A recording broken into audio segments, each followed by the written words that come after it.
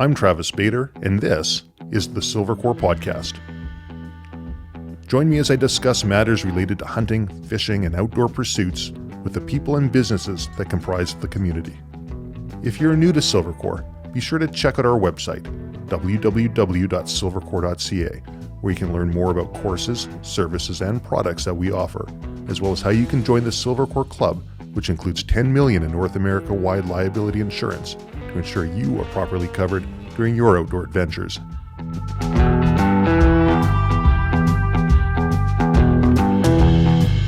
Today I get the pleasure of sitting down with Mark Horsley, who's a 34-year veteran of the local law enforcement agency. He spent 10 of those years in a training capacity and helping set up the training programs for this agency. He's an avid competitor in PPC, and he just came back from Australia for the WA 1500 World Championships, where he and his partner placed quite well. Welcome, Mark. Thanks, Travis. So I specifically called it PPC because I'm not 100% sure what PPC stands for. A Google search will show me several different definitions. Can you tell me a little bit about PPC as well as what brought you to Australia to compete? PPC is a police training-based competition. It stands for Police Pistol Competition. Some areas will call it Police Pistol Combat, especially in the old days when they weren't as concerned about political correctness. Internationally, it's called Precision Pistol Competition, and that's to acknowledge that it's open to military and civilian competitors internationally as well. In Canada, it's open to civilian, police, and military. In the United States, it's only for police. So that's the differences. It's all the same rules, same courses of fire. And they're courses of fire that are challenging. The distances at maximum are 50 meters. The closest distance, depending on the competition, would be 3 meters.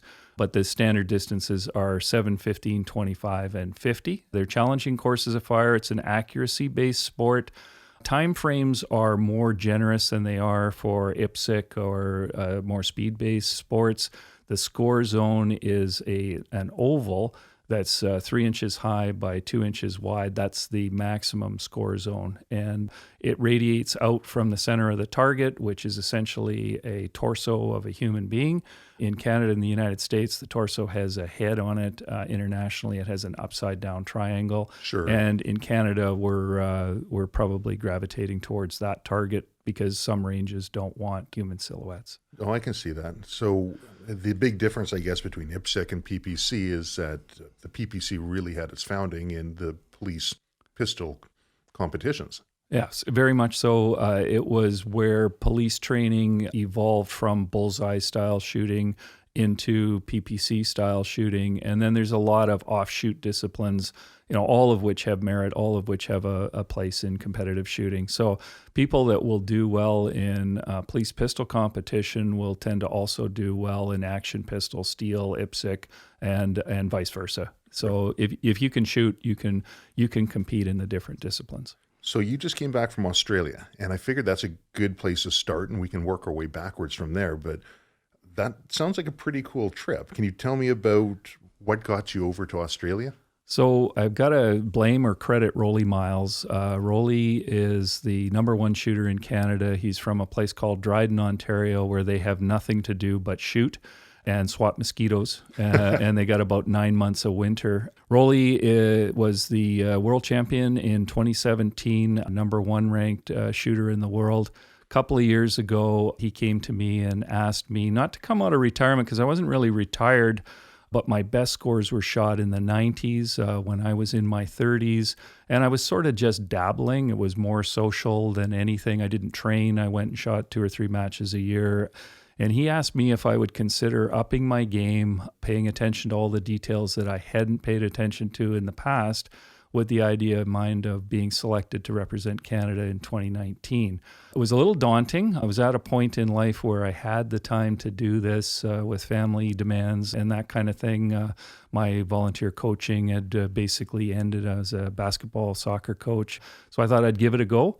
And it meant attention to every detail, ramping it up, and it required that I obtain a ranking in the top 2 in Canada to represent Canada there. And I was able to do that.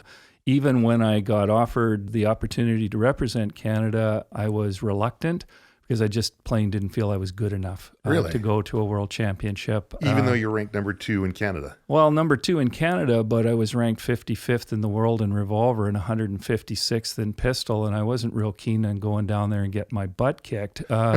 And my wife encouraged me. She said, I'm 59 years old. She says, you'll regret it when you're 90 if you don't go.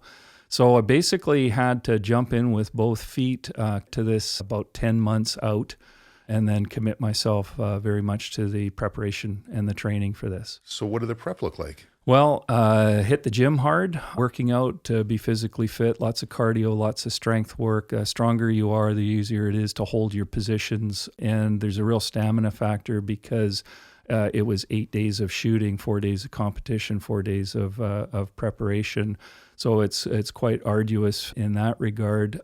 And then it was attention to every detail in the firearms, preparing them properly, making sure that everything was properly tuned and properly manufactured, and then tuning the ammunition to the guns, and then all the on and off range training, particular to making sure that the fundamentals were in place. So were you loading all of your own ammunition, or were you using factory ammo for this?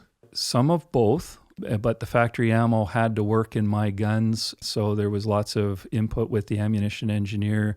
I don't do any of my own loading. I have an expert who does that. His name is Gord Tremblay. He's a local shooting enthusiast with vast experience, and he fine-tuned ammo for my guns that I shot in both team events when I was in Australia and my individual events as well. Was that difficult to get ammo from Canada over to Australia? Because I know they've got some interesting laws as well. Okay, how long have you got? Because the hardest part about this whole trip had nothing to do with preparing for shooting. It was getting the permitting and authorization. We were at the point where we were near the drop dead date where it looked like I wasn't going to get permits and we weren't going to be able to go. Ultimately, we got the permits. You're limited on an air carrier as to how much ammo you can take. I took what I was allowed to take. We had to ship ammo from our sponsors down there, which we got. And then Rolly went ahead of us and had components arranged, and he loaded a lot of our ammo as well. Thank God for we that. went through massive amounts of ammo, and one of our strongest competitors is the Swedish team. Their ammo got stuck in transit, and here's the nature of the sport. The number 1 ranked pistol shooter in the world's from Sweden. Rolly broke apart in his gun, and the Swedish competitor gave him the part he needed. The Swedes had not enough ammo to compete. We gave them 3,000 rounds of our ammo so they could compete. And bottom line is, you don't want a victory because someone else had misfortune. You want to do your best. And if they beat you, it's a handshake and a congratulations. And if you win, you earned it. That's fantastic. So you land in Australia. Have you been there before? Never been there before. So you get your bearings and you're 16-hour flight. Yeah. and I talked to a couple of Aussies before we went. They said sleep the last 8 hours of the flight. And that's what I did. Like, I'm an old guy. I sit in my lazy boy chair. I fall asleep in front of the TV, and then I go to bed about 9 o'clock. But I stayed awake until the last 8 hours, and I slept 7 of the last 8 hours. So I actually hit the ground feeling pretty good. And arrived on a Friday. We started training on the Saturday at the range. Facility was phenomenal. Yeah. So then you trained for how long before you competed? We had 4 days. Okay. We had snow, bright sunshine, winds up to 80 kilometers an hour. And the Germans and Austrians showed up. They did a sight-in, but they said it wasn't worth training. And we trained through that, and I think that was a key factor when we got to the team competition, because it was gusty winds and conditions that we were well prepared for. I got to wonder about that mentality. It's not worth training. They felt that the conditions during the 4 days of training would be different during the competition. My feeling on training is that even though that's likely to happen, the experience you get from shooting in the wind, shooting in the rain, or whatever the conditions are going to benefit you at some point. We were there for the shooting competition. When the competition ended, then my wife and I had a 3-week tour period where our guns were stored, and we did that. But that's what we were there for, was to shoot. So there was nothing going to stop us. So I've actually had a few people on here talking about the mental preparation as well, and they bring up Lanny Basham, the Olympic shooter, who's written a book called With Winning in Mind, and a bunch of others, actually. I've started looking into that a bit, and I think it was Linda Miller and Keith Cunningham, I believe, were the two Canadians. They got a company called Milcon back east. Was there a mental preparation portion to this as well? Oh, 100%. This is a very cognitive sport. It's very mental focus, keep your mind clear, a lot of details to remember. And I can talk a little bit as we went into the results of how I, controlled that. But it's definitely a strong mind sport. Right. And, a good analogy sports-wise would be to golf, where although you're competing against other people, you're really competing against yourself, your own doubts, the thoughts that might creep into your head that don't belong there at that time. That's the absolute biggest part of the sport. Yeah. From a training perspective, that has always intrigued me, because everybody wants to learn what they call that 90%, the 10%. People will say, it's 90% mental, 10% doing, or whatever percentage they want to ascribe to it. But any school you go to, any training that people do, typically revolves around that 10% doing, because that 90%, which I feel is huge, is not as glitzy or glamorous for people to concentrate on.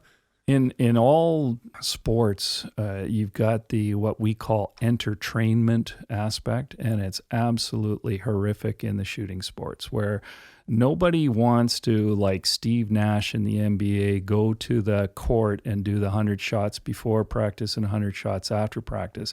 They want to dive and jump, and it's all cool. But there has to be a balance. And so, be wary of the instructor that names drills after themselves and has something new to do. There's not a lot new in shooting except ballistics and some technological things in the last 100 years. There's not a lot. Like what made a good shooter 100 years ago makes a good shooter today. Right. And, I can talk a little bit about that. There's a Swedish shooter. He's a rocket engineer with Saab. So he's a civilian, and he's one of the top 10 in the world. He went and visited John Pride, who was one of the top shooters from the 70s, lives in the Los Angeles area, and paid him the biggest compliment. He says, we can beat his scores, but his scores were done with such rudimentary technology compared to what we have now. We're actually not on his level. Right. And I'm paraphrasing, but that's what he was basically saying, and it's very respectful. So at the end of the day, it might not be glamorous, but whether you're winning at basketball or you're winning at soccer or you're winning in shooting, it's about fundamentals. It's about focus. It's about doing the right things at the right times. And very little of it has to do with whether you twist your gun like Mel Gibson or you do the TV stuff and the flashy stuff. Very little of it is in that area. And I don't care what shooting discipline it is. I'm a long-range rifle shooter. I shoot steel. I shoot other disciplines. This year, my focus was on the police pistol combat because of the Australian Championships. So how many days did the championship, and how many competitors? Can you walk me through that a little bit? I can't remember the exact number of competitors. There were 10 nations represented. PPC is a massive sport in Northern Europe, Germany, huge in Australia, where they have a national team, and then each state has a junior development team. They have multi-million-dollar ranges. I mean, it's a very huge sport in these countries. The competition itself was shot over an 8-day period. So the Australians shot their scores over 8 days, wow. The internationals over the final 4 days. Okay. And the reason for that is because they needed some of the Australians to do line officer and other duties during it. So they were able to shoot their competition early. So we trained for 4 days and we competed for 4 days following that. And what did the competitions look like? So the championship courses of fire are 150 rounds. Maximum score is 10 for each shot fired, so they're scored out of 1,500 points. And then there's a number of side matches. They're either 48 rounds, scoring out of 480, or 60 rounds scoring out of 600. The team events, and there were 4 team events that I competed in all of them. I competed in all the individual events as well. Each shooter shoots a 60-round course of fire, and it's scored out of 1,200. The scores are combined. Okay. So, and the way they do it, it's televised. There's 2 targets for each shooter. There are 30 shots on each target, and what they do is you're lined up left to right on the range, highest ranked teams on the left, lowest ranked on the right. And after 30 rounds, the targets are scored, and they post your scores for TV and for the spectators as you go through. So you get interim results at 30, 60, 90, and then the final at 120 rounds. Do they start moving competitors' position on the range? No, or? you stay in. Okay. You stay in the same position throughout. You're allowed in the team events to call and coach. You're allowed binoculars. Rolly and I don't talk to each other while we're shooting. It's a distraction, but there's a couple of words in between while targets are being changed and that kind of thing. So, And those words are typically, hey, you're doing a good job. well, a big part of it is keeping your fellow competitor, your teammate, calm, but also to give, some good, valid input. I used to coach basketball with a guy, and he was fantastic, but we'd coach like our grade 4 girls team, and he'd say, I got 75 things you need to do in the second half. And my rule to him was you get one thing. And generally my rule to Rolly is I'll say one point. But you got to keep it quite small because you can't have your teammates' head spinning with, all kinds of technical things. So, by that point, we've done a lot of training. We know what we're doing. You may have a lighting, like light can draw your bullets one direction or another, right, and a little bit of feedback. Sometimes under the stress of competition, someone might, for example, over grip on one side of their shooting and bring shots to an area they don't want to. And those would be the kind of points you'd make.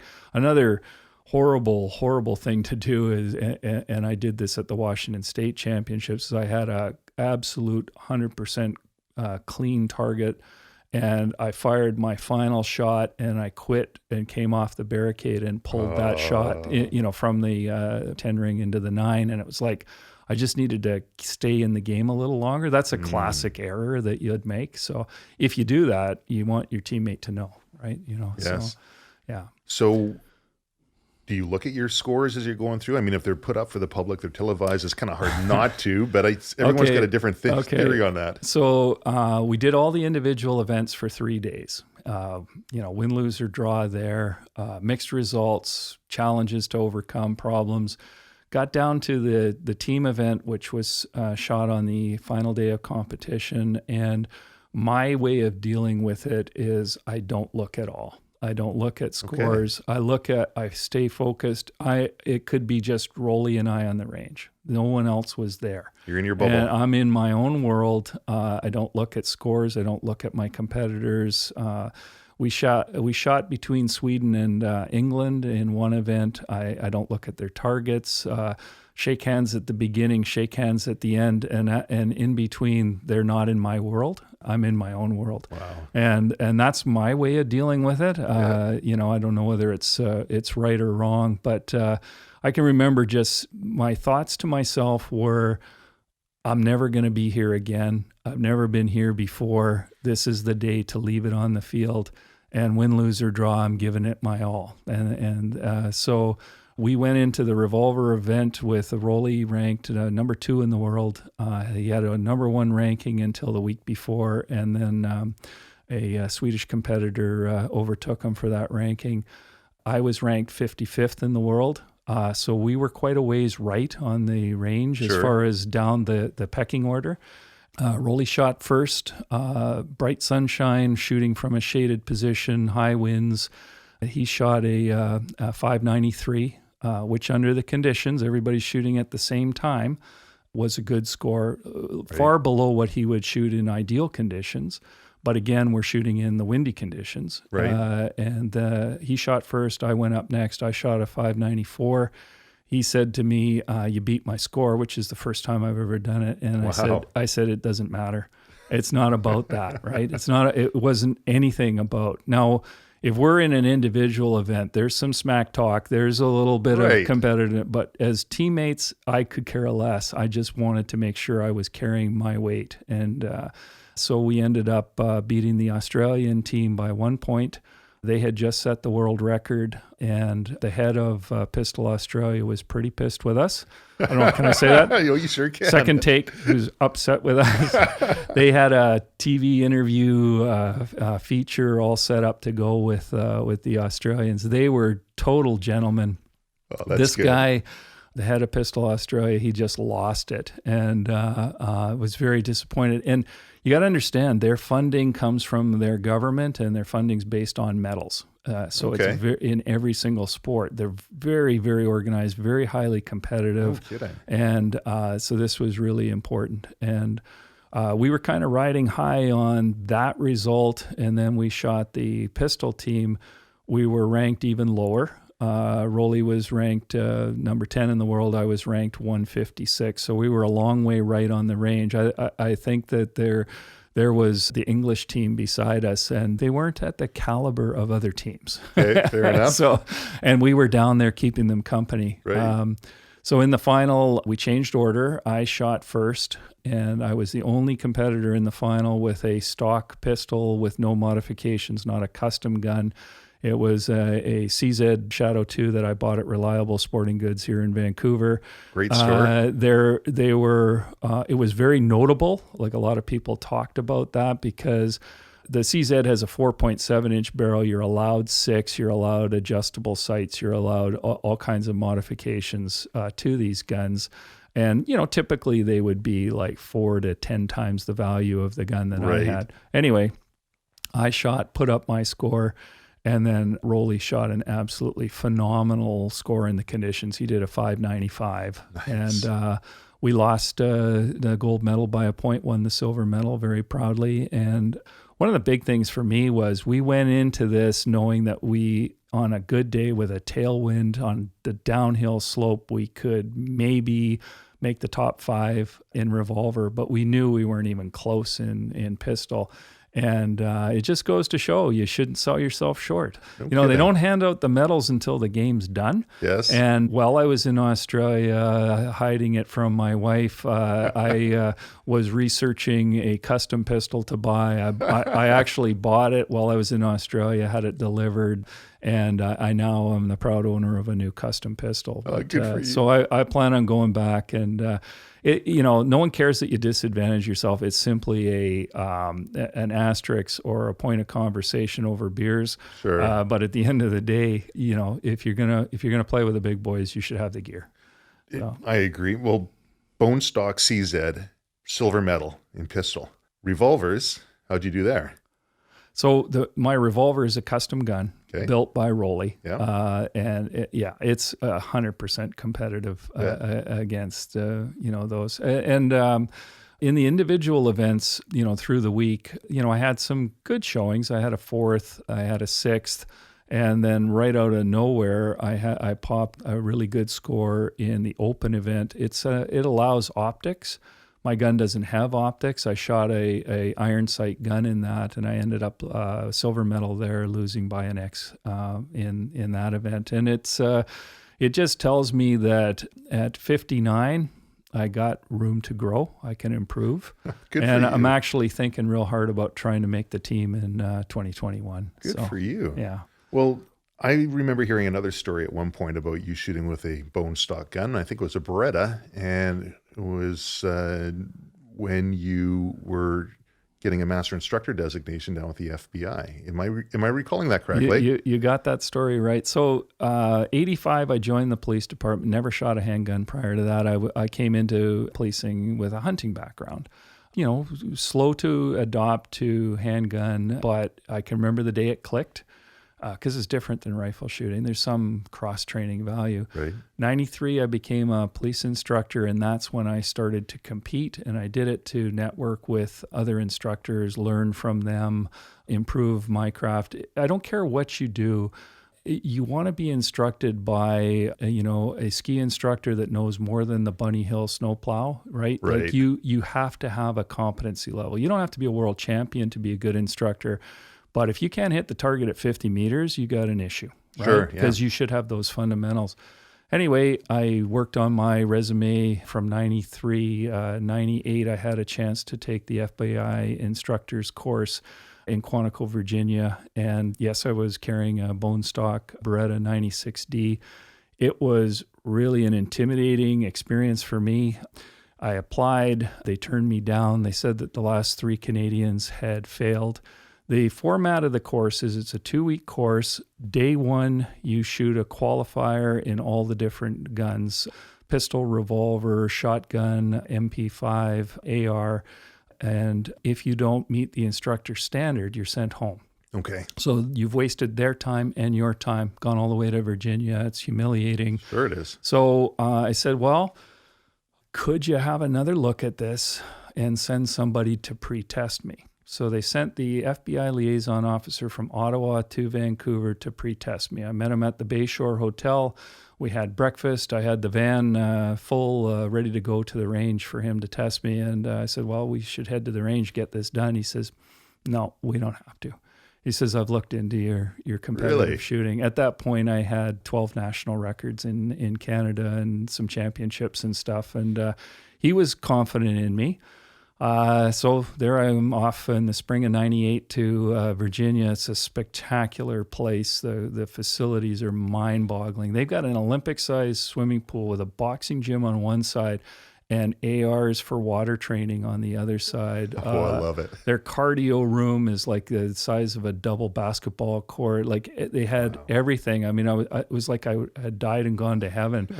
But I got there Sunday night, 41 candidates. Each were asked to give a thumbnail sketch. I was so intimidated.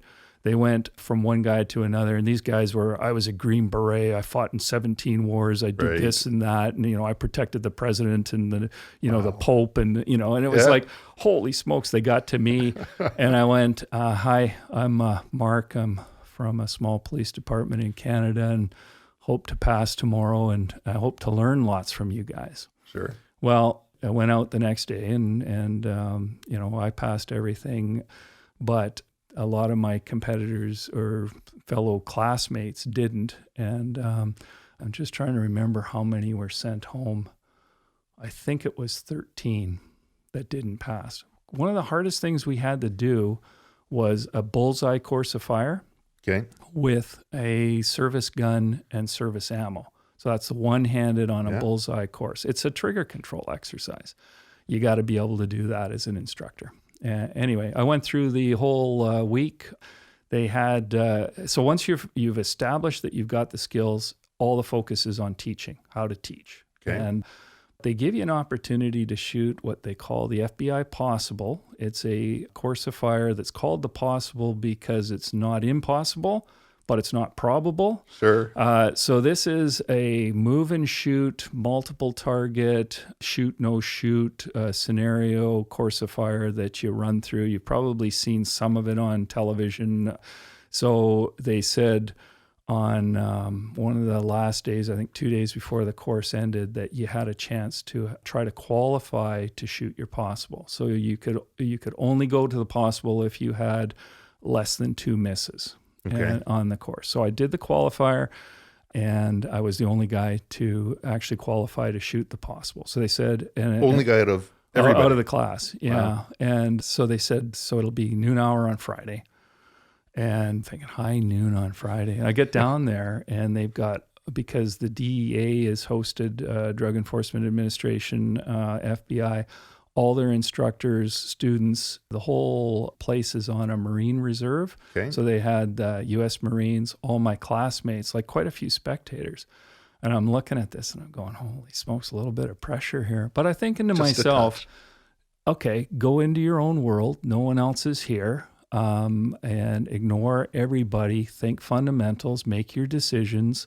Because there would be, targets that would pop out that were a shoot or a don't shoot. And of course, the closest shots were 7, the farthest were 60. And so it was quite a bit. And the score zone was pretty small. And I shot my issue Beretta with plastic grips and, a stock Beretta pistol. And if you get the possible, it's you've cleaned the course, you haven't shot anyone you didn't shoot, and you haven't missed. Right.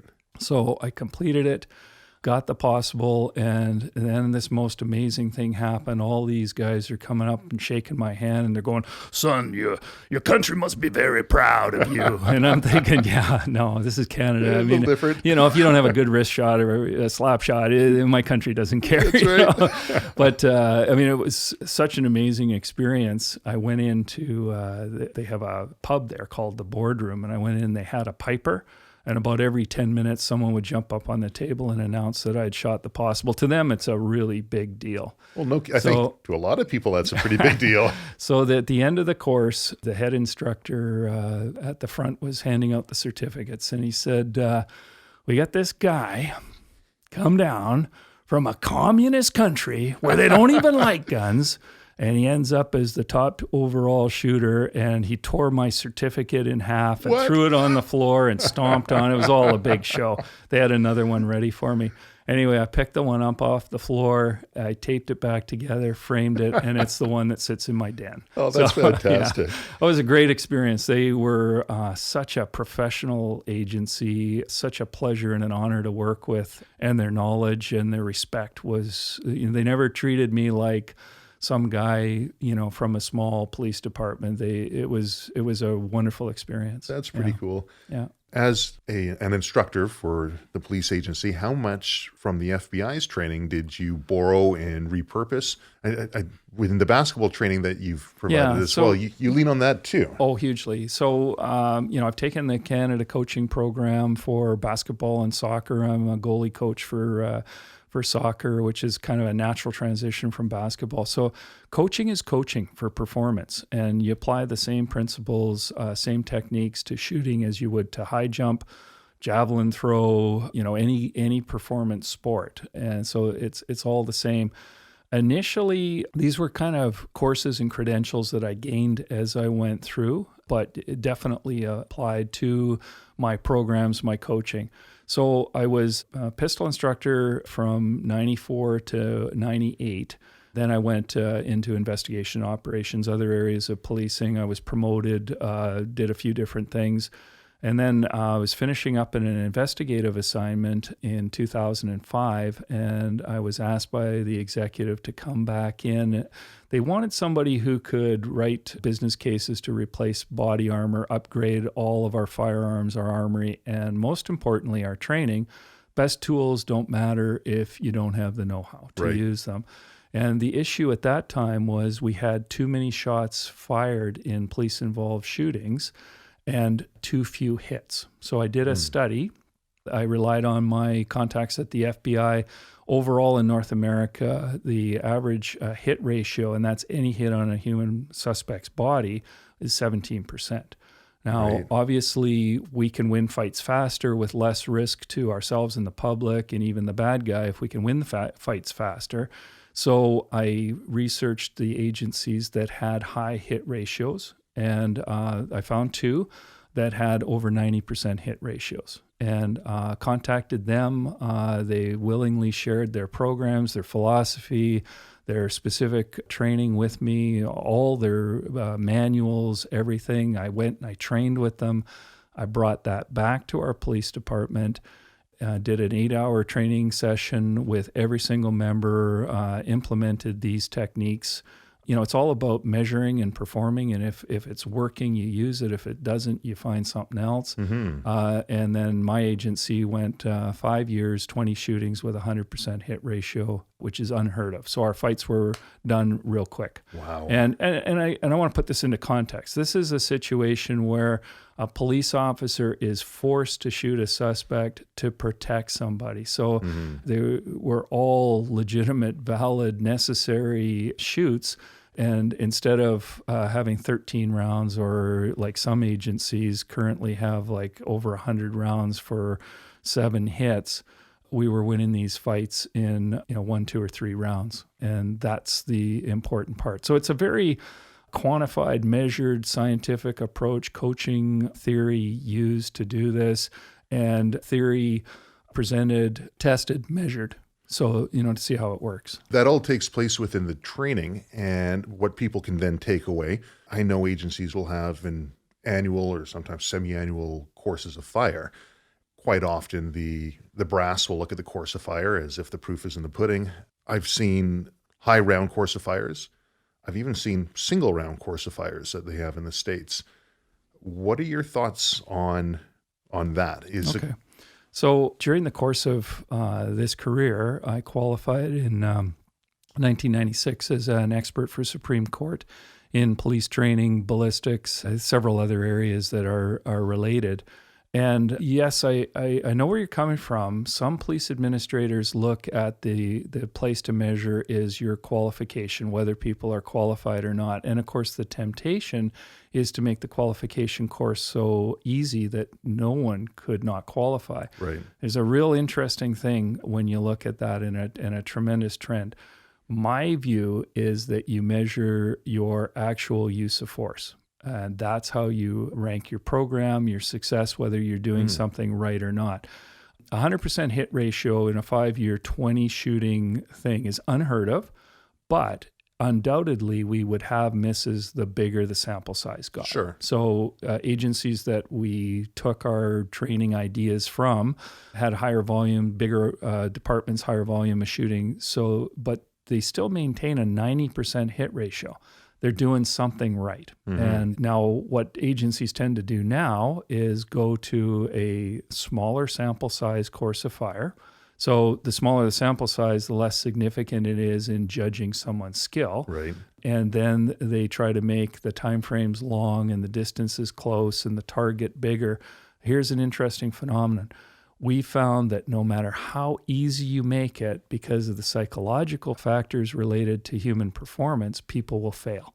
If you made a one-shot qualifier 3 inches from the target, people would fail it. Interesting. It's astounding. So what you want is a qualification that measures the skills that the person may need. Here's the difficulty. A lot of police officers think they're never going to need to be to use their gun. They're never going to be in a shooting. So let's compare it to training a mixed martial artist. Mixed martial artist is genetically gifted, highly motivated, committed to training. They've got an opponent on a known date. Okay, A police officer, not necessarily genetically gifted, not necessarily picked for their combative skill sets. Maybe not motivated because they're training for a fight that they hope will never happen. And a lot of them will gravitate towards jobs where it's less likely to happen. And it's an unknown opponent on an unknown date if it ever happens. So it's a hard sell, right? So a lot of people go and they get very nervous about going to the range to qualify once a year. Well, the job's on the line too, right? Well, not really. If you fail to qualify, the department's going to give you training to get your skills up. There was a deputy chief once who told me that my biggest career mistake was not qualifying him. I said, well, hang on a second. What happened? You came to the range. You didn't have the skills. You failed to meet the standard, which is in your policy. If you want to change that, you have the authority to do that. An executive can decide that it's managed risk not to qualify. And then I said, what I did is I gave you the skills you needed through training, and then you qualified. And it was funny because throughout a whole career, a certain segment of our staff would be more stressed out about failing to qualify where no one's shooting back at them, and yet they'd feel comfortable deploying where somebody might shoot back at you. Interesting how that doesn't works. make sense to me. No, it doesn't. Right? Like I would rather... the best place to find out that you're not ready to compete in the world championships is on the training range. Yeah. And you go, I'm not ready, and I'm either going to get ready or join the fire department, so. That's not a bad choice either. No, it's not a bad. I am not knocking it. And that's one thing that I've always quite admired about you is you're very pragmatic, your sense of justice, your sense of right and wrong, and your ability to stick to that. That's something that is very, very strong within you. I don't know if that's a talking piece, but I'll say it has a cost and it has a freedom. So think of how much faster your mind can work if it takes less steps. So I just look at what's right. And there's a moral compass that tells us what's right. And if you don't spend all the time thinking, what are the political implications? What are going to, it's like a burden is lifted from you. And, 34 years of policing, at every step, I've just done the right thing. If I haven't, it was a mistake made with the best of intentions.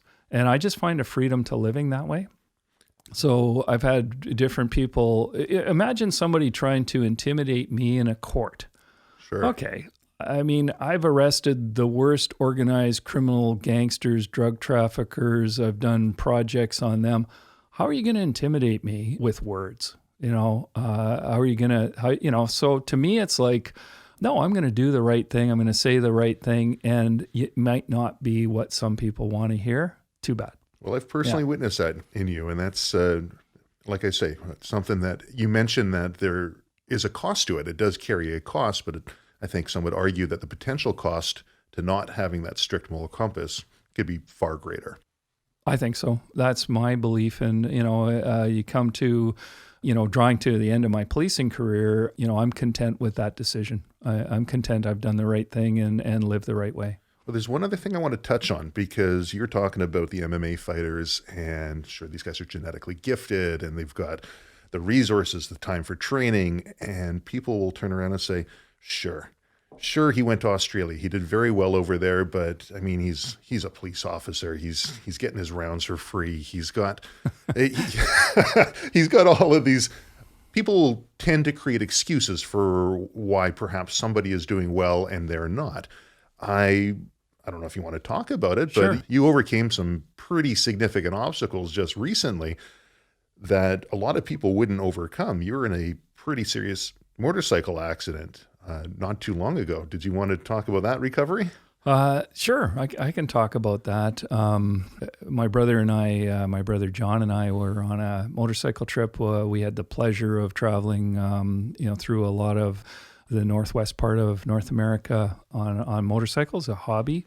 And like my wife says, I never do anything part way. So part of the hobby included doing some competitive endurance rides. There's an association called Iron Butt, where you got to do 1,000 miles in under 24 hours. So we did 1,072 miles to Las Vegas in 19 hours and 5 minutes. Wow. Yeah, I'm an extreme liver, I guess. Sure. Anyway, I rode motorcycles for 40 years, never crashed. And then on the day I was to arrive home coming through Washington State, came around a bend, a deer was running at full speed. So I was going about 100, 110 kilometers an hour, and he's going about 60 kilometers an hour. My brother was behind me. He said it looked like the deer was trying to jump between you and the windscreen. I knew we were going to collide because the bike had got down one gear, and I was just trying to hold the line, hope to hell I would be able to stay up. The hoof of the deer penetrated my body armor, penetrated my left elbow. I went off, landed on my head with a 200-pound deer on top of me. Then I did the most spectacular Cirque du Soleil 98-yard tumbling line. My brother rode sideways trying not to run me over, and he didn't come to the body right away. He moved my bike off the road thinking for sure that I was dead. And so I looked up and saw my brother with this concerned look on his face, and I didn't want to cause him any concern. So I started trying to make some jokes and, about wanting to take a rest for a while. And anyway, the first thing I did is I pulled my legs in towards my backside just to see if I was paralyzed. Knew I was pretty badly hurt. I was blessed. There was a trauma surgeon 3 cars back, Wow. nurse another couple cars back, ambulance attendants. We were on Highway 20 in Washington State, mile 178. Anyway, 2 hours for transport. My wife got the call. And I wanted to do my best to downplay the injuries and not worry my wife and my children, and downplayed it to the point where they didn't do a body scan, and I walked out of the hospital. Week later, I collapsed and was back into RCH with a brain swell. So I had a traumatic brain injury. You can fight off most anything, but that one will beat you. So I broke everything. And we didn't find out as things went along. When I had the knee surgery I required afterwards, they found out I'd broken my tibia, I broke my ankle, I broke both thumbs, all the ribs on the right side. But by far the hardest part was the traumatic brain injury. I can remember a coherent moment. The neurologist said to me, if you do what we say, you might recover. If you don't, you won't. And I just nodded. Like the good player listening to the coach. Yep. You shut up and you listen and you go, the guy with 9 years of university, he trumps the guy that barely got out of grade 12. So I'm going to do what I'm told. I was in isolation for 4 months and very tough. Tough on my family, tough on friends. I wasn't allowed to see anybody. 15 minutes a day for my kids and my wife, and otherwise it was essentially a dark room, no stimulation, no anything. My wife is retired now, but a rehabilitation nurse from GF Strong. I was blessed. I married well. Everything just lined up here for you. To get that, and I did exactly what they told me to do. It was a very humbling experience. I was off work for a year and a half. The police department promoted into my position, assuming I'd never come back. At that point, I was pensionable. It was 14 months after the accident. I had a cognitive test and was found to be barely normal. And it was humiliating. It was embarrassing. And then I went to work with cognitive therapy. And by the time I returned to work 5 months after that, I was in the 98th percentile. Brain tear, traumatic brain injury. My bosses were hugely supportive at the police department. They said, we want you back, but if you come back, you got to be able to do the job. Of course, yes. I'm not a charity case. Yeah, that's fair. So for me, I had to come back and do it. I was deployed without restrictions a year and a half later. So the big question from our HR was, how did a 52-year-old man do that? When you get other people who have a back spasm and they sit out the next 30 years of their career, and 100% it's discipline, desire. I wanted my life back, not just policing. I wanted every aspect of my life back, and I was willing to do the work to do it and listen to the experts and follow instructions and get the job done. It was very hard period of my life. The universe unfolded as it should. Yeah. I'm blessed. And after you face something like that, there's not that much else that's going to rock you. Well, so it's extremely inspirational for anybody out there who figures that you've had all the breaks. Well, maybe some different type of breaks. Yeah. Well, the interesting thing is like my access to the range is no more than anybody else's. I'm a member of 3 ranges, Mission, Poco, and Abbotsford. I have to, work that training into my schedule. Police department doesn't give me any ammo. I do have ammo sponsors based on our success, and they've been fantastic. But, if you win a world title, sometimes people will give you ammo, but there was an awful lot of shooting before you get to that point. So, well, Mark, I'm very, very thankful for you being on the podcast. I'm very thankful to be able to call you a friend. Thank you again for coming in and talking here. I'm sure we'll have some more in the future. My pleasure. Thank you.